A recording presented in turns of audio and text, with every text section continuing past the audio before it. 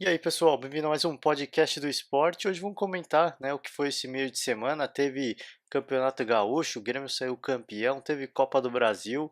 Então vamos começar pelo Gaúcho mesmo, que foi um jogo quente, eu avisei, cara. Rivalidade de Grenal é um jogo diferente e dessa vez não podia deixar de ser, né? Um jogo que foi, cara, torcedor do Internacional, não só o torcedor, mas o próprio Odair Helmo, o D'Alessandro. Cara, o jogo foi muito quente, mas vamos começar o que foi o jogo mesmo, assim, acho que o Grêmio, para mim, teve uma outra chance um pouco melhor que o Internacional, né, o jogo teve mais, o jogo foi mais pegado do que bonito em si, né, mas é legal de ver, é o que eu falei, é jogo com muita rivalidade, de vez em quando, às vezes o melhor futebol não entra em campo, mas assim, o que a gente vê é toda a entrega, toda a paixão, isso às vezes a gente sente um pouco de falta no futebol e nesse jogo não podia deixar de ser. Né? Foi um baita do jogão. Obviamente que o Inter poupou alguns jogadores, né? Pensando na Libertadores, mas eu acho que pagou um preço por isso. Né? De verdade mesmo, eu nem sei se foi por causa da Libertadores, mas fato é que não entrou com força máxima. Por exemplo, não entrou com o D'Alessandro. Óbvio que eu não sei se, na cabeça do Odair Helman, eu não sei se o D'Alessandro é uma unanimidade, se ele é titular ou não, enfim, jogou Paulo Guerreiro, Rafael Sobis também entrou depois, então, assim, de verdade eu não sei se foi porque ele achou que seria a escalação ideal, titular mesmo, ou se de fato ele estava pensando numa Libertadores, né, como seria um jogo muito pegado, com medo de uma lesão ou outra, enfim, o fato é que o Grêmio entrou com sua força máxima, teve algumas boas chances mesmo, não conseguiu fazer o gol, né? Teve uma do André que o gol foi muito bem anulado, né? O árbitro de vídeo revisou, viu que ele estava impedido e aí não marcou, então a intervenção do árbitro de vídeo foi muito boa mesmo. Depois teve um lance, e aí sim, né? Acho que o ponto mais quente do jogo, a maior polêmica desse jogo, muita reclamação, com sentido, eu diria assim, a reclamação, porque foi marcado um pênalti pro Grêmio, uma falta que, na minha opinião sincera, começou fora da área, né? O puxão começou fora da área, enfim, é, o, o árbitro foi revisar e ele acabou dando pênalti, né? Nesse momento, né, o D'Alessandro se exaltou, foi falar com o árbitro, né, de linha ali, foi expulso direto, né? Mesmo a forma como ele explodiu para cima do árbitro, ele podia nem ter falado nada, podia nem ter falado nenhum palavrão, que deve ter falado, muito provavelmente, seria expulso do mesmo jeito, né? Pela atitude que ele demonstrou em campo, né? Cara, um dos caras mais experientes, obviamente que um dos caras que eu acho que talvez tenha mais identificação com o Internacional, mas assim, que veste realmente a camisa, que ama o time, mas cara, um cara com a experiência dele, né, com a liderança que ele tem, numa final de campeonato não pode fazer o que ele fez, né? Eu acho que foi totalmente irresponsável, foi até um pouco juvenil, né? Não só ele como o Odair Helm. O Odair Helm foi reclamar, foi expulso, disse que não ia sair, que papelão, teve que sair com 4, 5 policial em volta. Cara, papelão de verdade, meu. Parece uma criança, teve que sair com a polícia, enfim. E depois ficou reclamando, né? Falou, pô, tava indo pro vestiário, falou, dá o troféu pra eles já. Enfim, cara, se você não acredita no seu time, eu acho que assim, uma coisa, tudo bem, foi prejudicado, foi, mas até então o jogo tava 0-0 e o Marcelo Lomba defendeu esse pênalti, né? O André cobrou, o Marcelo Lomba fez uma grande defesa, baita defesa, diga-se de passagem, e o jogo seguiu 0-0, então assim, eu acho que foi muito precipitado, foi muito mesmo, assim, porque eu acho que a falta do treinador, né, no momento das cobranças de pênalti pesou, que é o cara que conhece o elenco, ia bater um papo com os caras, ver quem estava mais preparado para cobrar, e a gente viu que muitos jogadores do Internacional não estavam mentalmente preparados para essa cobrança de penalidades. Mas enfim, mais uma vez, e eu acho que assim, o próprio D'Alessandro era uma possível arma que o Odair Helman tinha justamente para uma eventual disputa de pênaltis. O cara foi expulso, né? Eu acho que ele eventualmente entraria aí faltando alguns minutos para o jogo acabar, porque é um cara que com certeza ia converter um dos pênaltis. E mais uma vez, responsabilidade do próprio D'Alessandro, do próprio Odair Helman, que eu falei, um baita papelão, cara. Assim, para mim, uma atitude extremamente infantil. Tudo bem, você tá vendo que você está sendo prejudicado, os caras vão pro árbitro de vídeo, marca o pênalti assim mesmo. Mais uma vez, foi um lance duvidoso, difícil de ser avaliado, tá? É o que eu falei. Eu, pessoalmente, para mim não foi pênalti. Agora, sim, é tudo é o ângulo, cara, assim, pelos ângulos de câmera que eu pude ver, não foi pênalti. Enfim, vai que a arbitragem teve um outro ângulo que para eles foi favorável.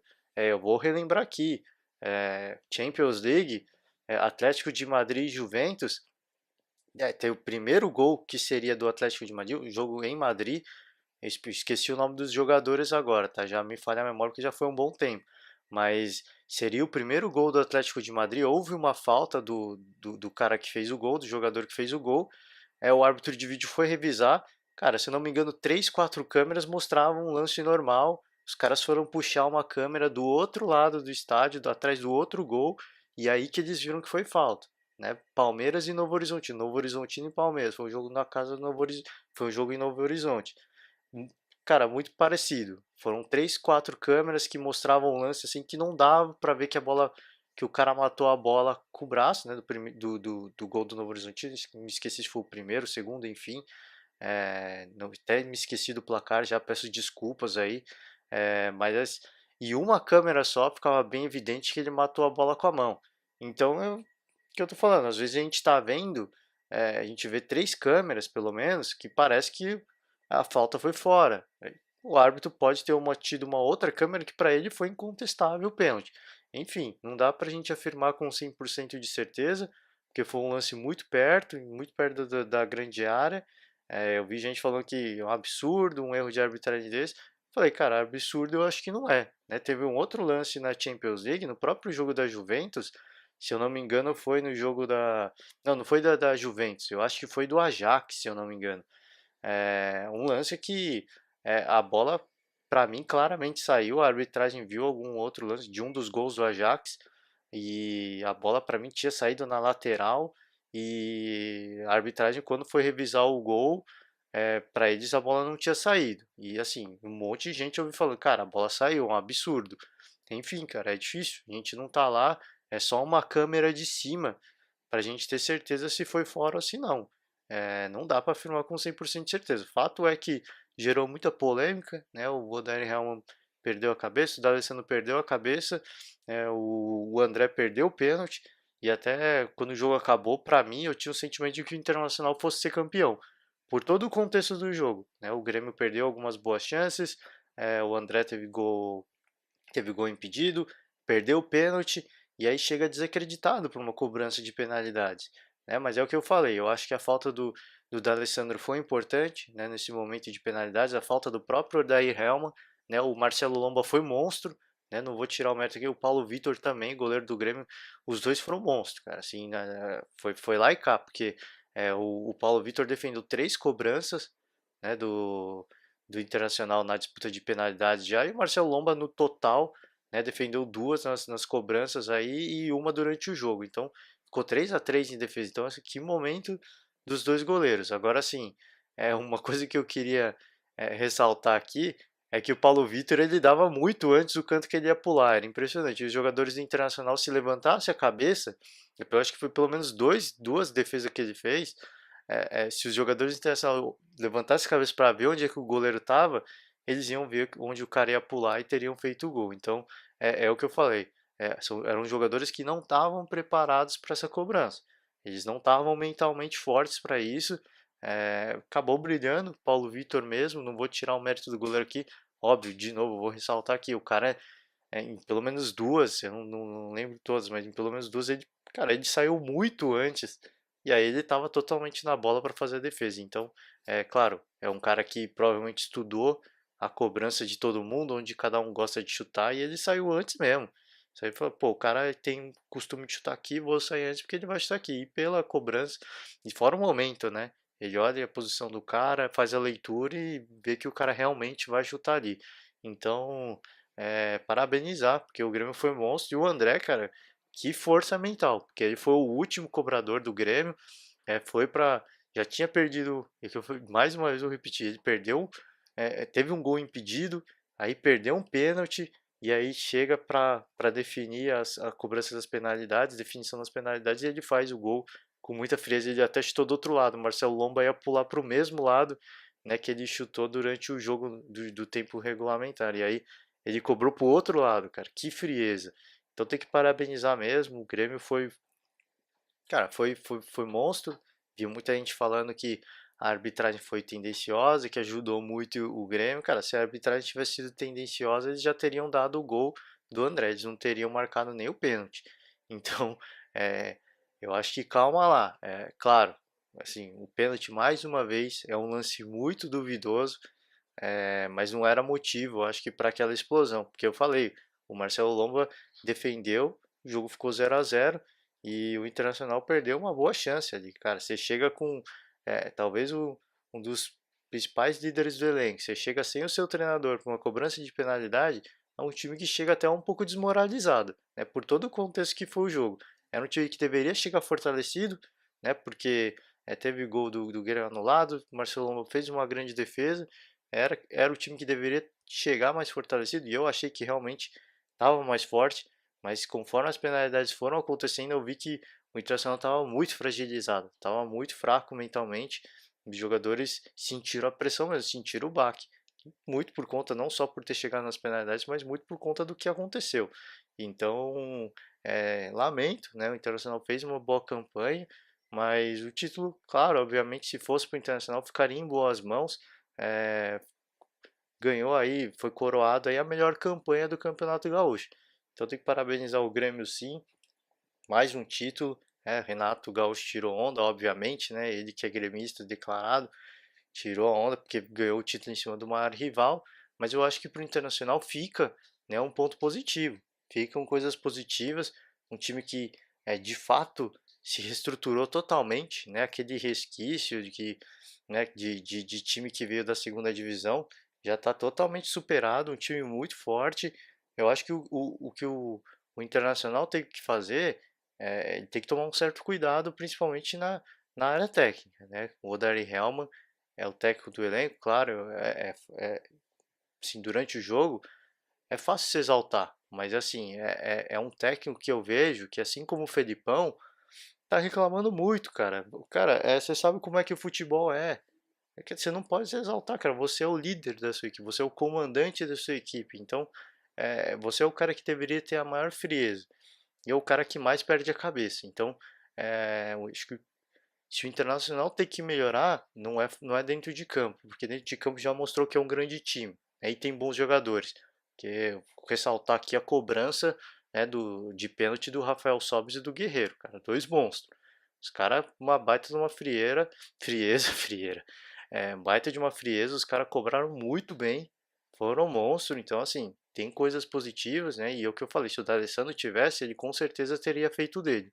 Então, outro cara que também tem muita frieza e cobra muito bem em penalidades. Então, é, falta um pouco disso, falta um pouco de cabeça, claro. É fácil emocionar, é um Grenal, você tá vendo que você está sendo prejudicado, mas Felipão mesmo, né, no Campeonato Paulista, o Palmeiras, cara, queria tirar os jogadores de campo quando o gol do Palmeiras foi anulado.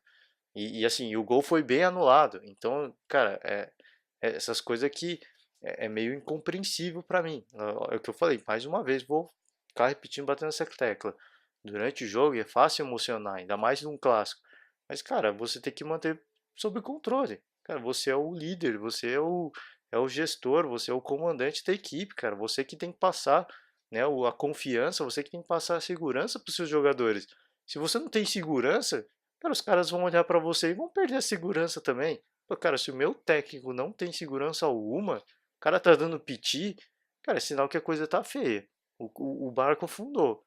Então, eu acho que é nesses pontos que tem que melhorar ainda o Internacional. Já pego o gancho aqui, falar do próprio Palmeiras também, que eu acabei pegando o gancho falando, mas precisa melhorar quanto a isso. Dentro de campo, cara, tem grandes jogadores, mostrou isso, e acho que faltou um pouquinho só, né? Não faltou muito. O Internacional fez um. Cara, foram duas partidas que os dois times tinham grandes condições de levar. Nessa aqui, o jogo foi na casa do Grêmio, o Internacional foi gigante também, jogou com muita consciência. Mais uma vez ressaltar aqui a defesa do Marcelo Lomba, cara, durante o jogo, porque se não fosse ele, o Grêmio teria sido campeão nos 40, nos 90 minutos. Então, parabenizar, cara, assim, porque toda a confusão, o técnico expulso, o D'Alessandro expulso, o cara ainda vai lá e defende o pênalti, tem a frieza, e ele foi monstro mesmo. Vou parabenizar aqui, vou continuar parabenizando, não só ele, como o Paulo Vitor também. Os dois fizeram 3 defesas ao longo né, de todo o combinado aí do jogo, jogo normal, penalidades, então parabenizar mesmo. Acho que fica aí, precisa melhorar um pouco, né? Cobrança de pênaltis. Eu não sei se o Internacional treinou, mas por exemplo, o Nico Lopes cobrou, fez uma cobrança, eu dava como certo, ele acabou perdendo, uma cobrança horrorosa. Então, ter que melhorar nesses pontos aí. E, claro, o Grêmio levou justamente porque foi o time mais frio, o time que estava com mais segurança para essa cobrança de penalidades, jogando em casa. É muito fácil você, justamente por estar jogando em casa, sentir a pressão e sucumbir. E o Grêmio não, o Grêmio foi forte, claro. Talvez um dos melhores jogadores do Grêmio, o Everton Cebolinha, também perdeu, chutou na lua, enfim, são coisas do futebol, são coisas que acontecem. Mas foi um baita jogo, foi um baita decisão. E, cara, acho que quem é premiado é a gente que gosta de futebol. Mais uma vez, o Internacional vai reclamar muito, acontece, são coisas do futebol. Falar que a arbitragem roubou, que foi tendência, eu acho que vai rolar uma punição, né? Porque tem um vídeo aí depois, quando o Odair Helman tá indo pro vestiário, fala, pô, dá a medalha, dá o troféu para eles, e alguém fala depois, né? Dá para os juízes também. Acho que se alguém falou, foi alguém do Nacional. Eu não acho que foi o Odair, pela voz parece ser diferente. Cara, vai rolar uma punição aí e tem que tomar, cara, porque assim, isso não se fala. Por mais que você sente que está sendo prejudicado por tudo que aconteceu, cara, você tem que tomar um certo cuidado. Você sabe que hoje em dia no futebol qualquer coisa que você falar é passível de punição. E falar esse tipo de coisa, ainda mais a arbitragem, vai vir punição aí e acho que até bem merecido, porque é o que eu falei, são profissionais, cara. Eles sabem que o futebol é assim, que estão sujeitos a isso e que essas coisas não podem ser faladas, pelo menos não na frente das câmeras. Então faltou maturidade, cara. De uma forma, de um contexto geral, faltou maturidade e acabou sendo punido por isso, né? Nesses pequenos detalhes. O jogo foi muito parelho. O que o Internacional acabou perdendo foi nesses pequenos detalhes, né? Então, infelizmente, o título escapou, mas eu acho que o Internacional tem muita coisa boa, um time que segue muito forte na Libertadores, então, cara, o título gaúcho infelizmente não deu, mas foca agora nos que você tem, tá, de novo, vou repetir, tá muito bem na Libertadores, tem tudo para fazer mais uma vez um grande campeonato brasileiro, então, cara, esquece, já foi, a perder esse título era possível, assim como ganhar também era 50% para cada lado, na minha opinião. Não era 60, não era 59, não era 51% para o Grêmio, era 50-50. Então, infelizmente não deu, né? Foi para as penalidades e o Grêmio acabou se dando melhor. Então, parabéns ao Grêmio pelo título. Foi monstro mais uma vez, os dois goleiros foram muito gigantes e, cara, quem ganha com isso é só o futebol. Então a gente tem que comemorar muito, que foi um baita do jogão mesmo. Vamos falar de Copa do Brasil agora, né? Teve alguns jogos, já Fluminense, Santa Cruz, Chapecoense, Corinthians, Santos e Vasco. Então, começar pelo Fluminense, né? Jogou lá no Rio e ganhou, assim, ganhou tranquilo do Santa Cruz, né? Tá jogando bem esse time do Fluminense, hein? Vamos combinar aí, o Fernando Diniz melhorou muito esse time, hein? Cara, jogou muito bem. Amassou mesmo, assim, quando tava 0-0, o Fluminense amassou o Santa Cruz. Me desculpe aí o torcedor de Santa Cruz, todo respeito, mas foi isso que a gente viu. Um time que buscou o tempo todo, buscou o gol, amassou mesmo. O primeiro gol acabou saindo até numa bola desviada, se eu não me engano, acho que foi do Gilberto, do Luciano, eu esqueci agora a ordem.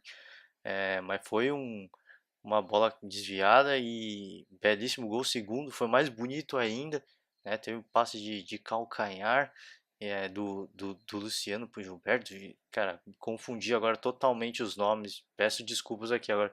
tô confundindo os dois jogadores mesmo, literalmente. Peço desculpas aí pela confusão, mas, cara, foi um belíssimo jogo do Fluminense. Cara, tá jogando bem, tá jogando muito bem, cara. Que momento desse time do Fluminense que o Ganso sentiu um pouco a parte física, foi substituída. Depois, no finalzinho também, teve mais um jogador que sentiu muito e não podia mais porque não tinha mais substituições. E aí jogou no sacrifício. Cruzeiro teve mais um gol, né? Foi muito mal anulado. E acho que foi do Luciano, se eu não me engano. De novo, gente, peço desculpas, eu tô confundindo o Luciano e o Gilberto, tá? Mas um é zagueiro, um é lateral, joga lá atrás e o outro é atacante. Cara, mas tô confundindo mesmo, peço desculpas mesmo.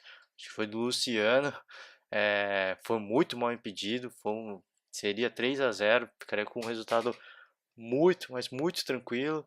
Mas enfim, cara, o Fluminense jogou muito, se jogar muito no outro jogo, vai ter essa classificação muito sossegada. E o que, a gente, que dá para ressaltar também de positivo desse jogo foi a reestreia do Pedro. O Pedro já vinha sem jogar aí há muito tempo, mas muito tempo mesmo, né? Eu não sei se todo mundo se recorda, ele tinha sido convocado para a seleção e aí ele se machucou, nem conseguiu jogar pela seleção, né? Cara, foi um momento triste, né, pro jogador e se recuperou e agora voltou. Acho que o que foi, jogou 40 minutos, se eu não me engano, e foi bom, cara. Foi bom porque para ganhar ritmo, né? Um jogador como ele, a gente sabe do talento, da qualidade que ele tem e tem tudo aí para conseguir uma boa recuperação, reconquistar seu espaço no Fluminense, que vai precisar de fato recuperar seu espaço, que o Fluminense já está jogando muito bem sem ele. E ele é um baita jogador, um cara que vem para agregar muito para esse time. E, cara, se conseguir recuperar aquela forma antes da lesão, quem tem a ganhar, o torcedor fluminense pode se empolgar, porque assim tem tudo para fazer uma bela campanha aí o Fluminense seguindo muito forte na Copa do Brasil, obviamente, vai ser mais uma bela campanha no Campeonato Brasileiro. Claro que o Campeonato Brasileiro é um pouco mais complicado, né, porque você precisa ter um time B, né, de certa forma, um time B muito bom, coisa que o Fluminense não tem, né, o time titular é muito bom, tem Ganso, tem Luciano, tem o Pedro, mas em termos de reserva é um pouco mais limitado, claro. Fernando Diniz no comando, eu imagino que seja um time que vai ser consistente mesmo com peças alternativas. Mas é óbvio que né, um time que não vai ter a qualidade que tem o Palmeiras hoje, que tem o Flamengo, a qualidade que tem o próprio Grêmio Internacional. Então, um time que vai seguir focado na Copa do Brasil, muito provavelmente, pela premiação, por dar uma vaga direta na Libertadores.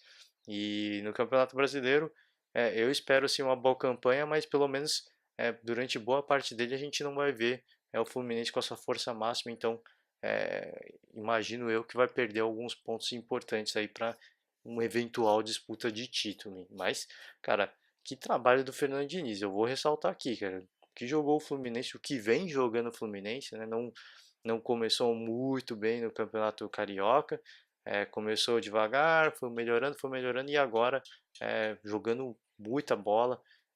Acho que tem que tirar, a gente tem que ressaltar as coisas positivas porque isso é importante, cara. Isso é importante porque não é o melhor, não é um cara que não é o time que tem mais dinheiro para investir, para contratar e conseguir sempre fazer uma boa campanha, assim como o próprio Santos, né? O São Paulo fazendo uma grande campanha no Santos, um grande trabalho. Isso a gente fica feliz, porque prova que futebol não é só dinheiro. Lógico, o investimento é muito legal, mas dinheiro não é tudo. Então, de parabéns. Vamos para o jogo do Corinthians, né? O Corinthians perdeu da Chapecoense. É, sim, foi um jogo em que o primeiro tempo foi da Chapecoense e o segundo tempo foi do Corinthians, né? O Corinthians, mais uma vez, o primeiro tempo inexistiu o time do Corinthians, né? Quem jogou bola foi só a Chape, acabou fazendo um gol, um pouquinho chorado o gol, claro. O Walter fez grandes defesas, que fase dos goleiros do Corinthians, né? E o Walter, fiquei sabendo ontem que não vai renovar com o Corinthians, infelizmente. Quem perde é o próprio Corinthians, né? Porque tem um super goleiro, Cássio titular incontestável, e o Walter, cara, vem fazendo um belo trabalho, né? No jogo em que o Cássio foi expulso, ele já fez duas, três grandes defesas e dessa vez ele também mais uma vez, cara, jogo do Ceará, que foi um sufoco, fez duas, três grandes defesas e dessa vez também, cara, fez pelo menos umas duas defesas muito difíceis. E aí não deu como segurar, né? A Chapecoense estava melhor na partida. Um lance até meio despretensioso, a bola acabou sobrando ali e a Chape começou a ter a felicidade. Aí o Ailon acabou conseguindo, a bola sobrou para ele e ele conseguiu fazer o gol.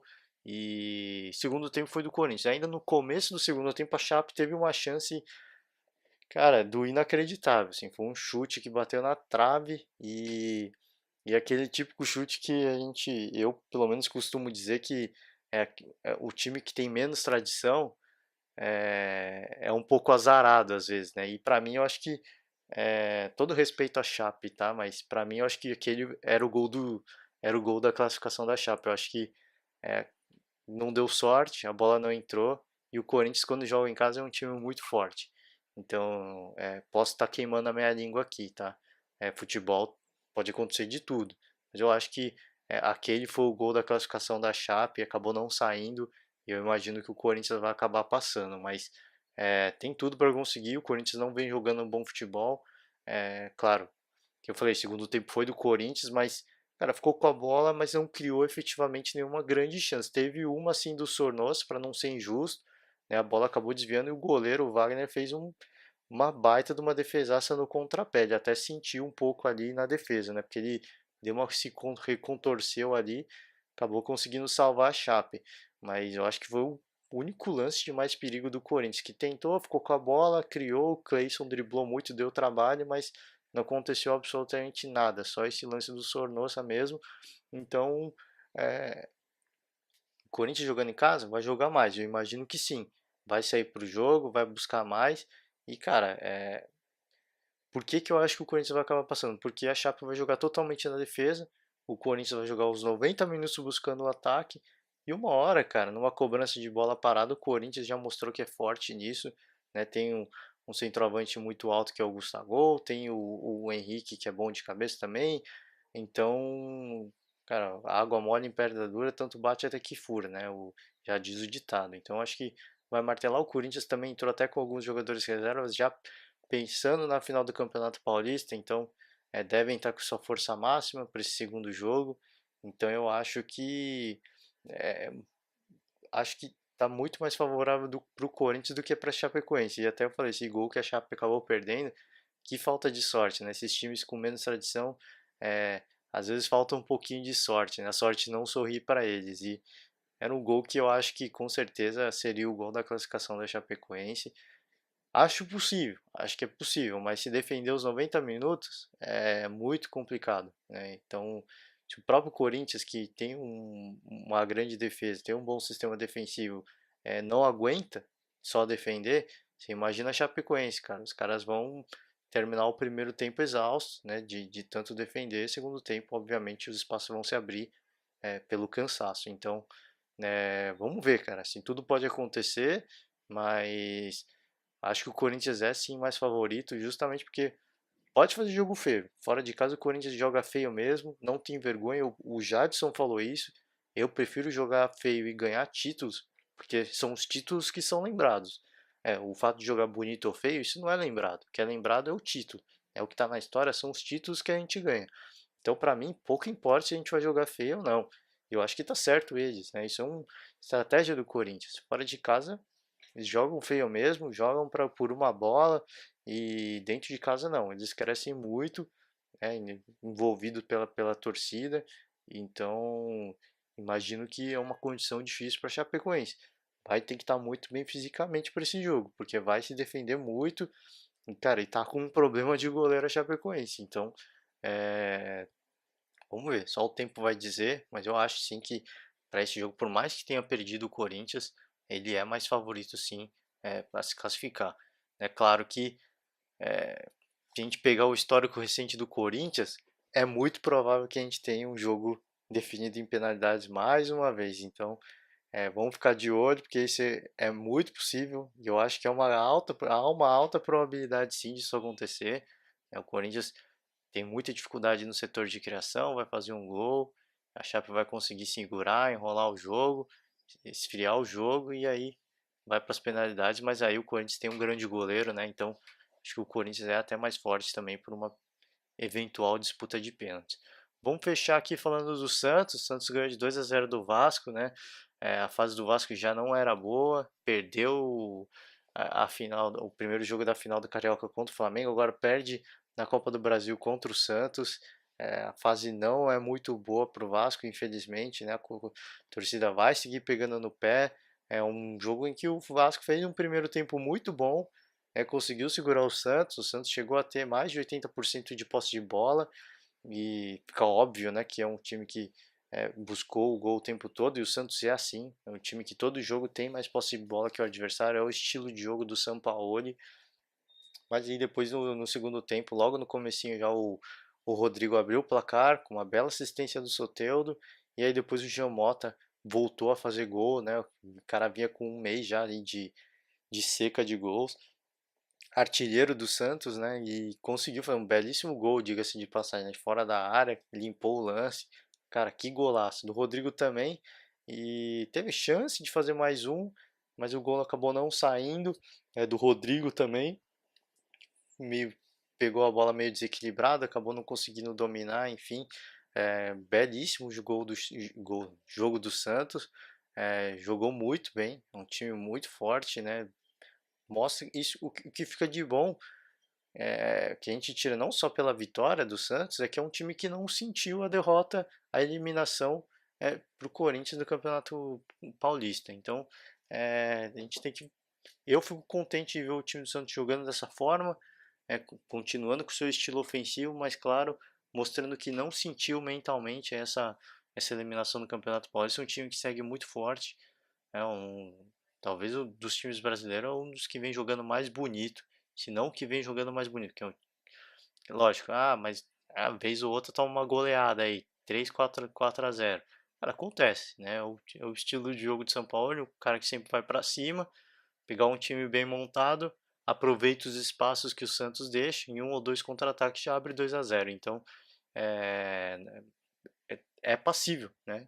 Tá sujeito a isso, infelizmente, mas um time que não desiste, né, do seu estilo de jogo, continua sempre jogando, sempre pressionando e foi coroado aí com uma belíssima vitória e pro Vasco, infelizmente, né, um jogo que é mais um jogo amargo, melancólico, porque é mais uma derrota, 2-0 mais uma vez e, claro, só aumenta ainda mais, né, a crise do time com a torcida. Então, para o Vasco, o momento é delicado, é difícil. Espero que o Vasco continue confiando, né, no seu planejamento. Espero que mesmo com a derrota, uma derrota ou um possível perda de título aí pro Flamengo na final do Carioca, espero que a manutenção do projeto continue, né? Porque a manutenção da comissão técnica, porque, cara, fez um começo de campeonato, começo de ano invejável o Vasco, né? Então, não é por uma fase ruim que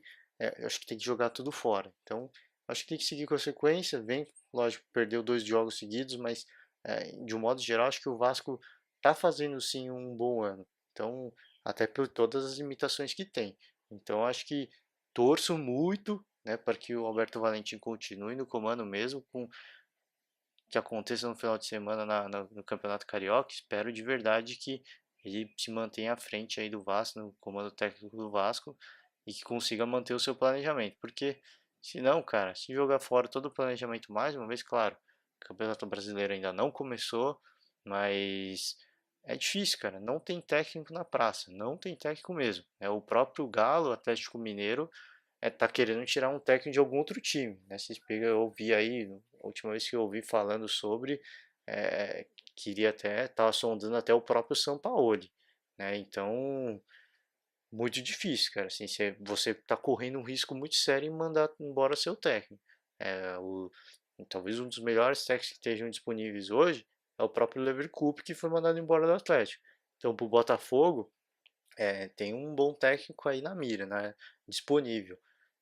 Próprio Vasco também, se eventualmente mandar embora o Valentim, tem aí o Leverkusen à disposição, mas fora isso, cara, não tem técnico disponível. Você vai ter que brigar para ou trazer um cara de fora, ou acreditar num novo técnico, né? Um técnico inexperiente, ou você vai ter que tentar tirar um técnico de outra equipe, o que é muito difícil, né? Dada a situação financeira do clube, é muito complicado, né? Fora o momento de já é ruim, a fase com a torcida já é ruim, é muito difícil um técnico aceitar, ainda mais um técnico que está em outro time, aceitar essas condições de trabalho, pelo menos para iniciar o trabalho. Então, é difícil, cara. Vai ter uma semana difícil, o Vasco, mas é o que eu falei, é o que eu sempre falo.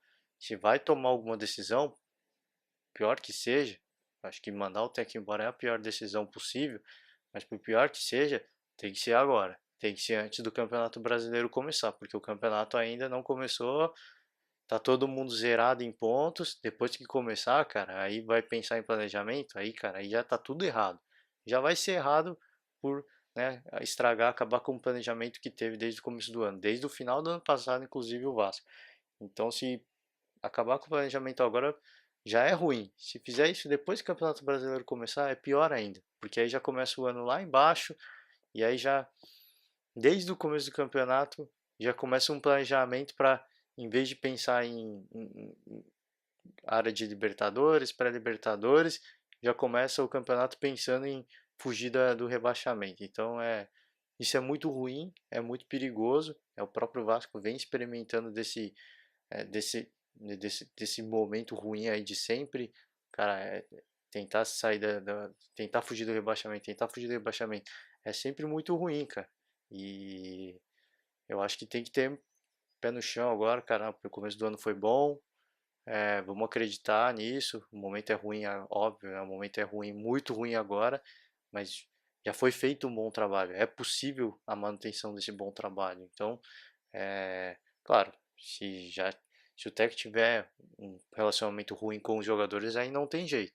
Mas eu não é isso, não é essa imagem, pelo menos que transparece. Então, ficar na torcida, né, para que não aconteça o pior. Claro, uma semana difícil mais uma vez, mais uma derrota muito melancólica, e para o Santos, cara, só tem que comemorar, né? Porque segue muito forte, segue muito vivo, mais uma vitória e tem tudo, né? Mesmo com o segundo jogo sendo lá no Rio de Janeiro, São Januário, o Santos tem tudo para conseguir essa classificação, de forma até relativamente tranquila. Claro que o Santos, é, pelo que a gente já tem visto, alguns jogos fora de casa não consegue jogar tão bem, não consegue render tão bem como rende como mandante.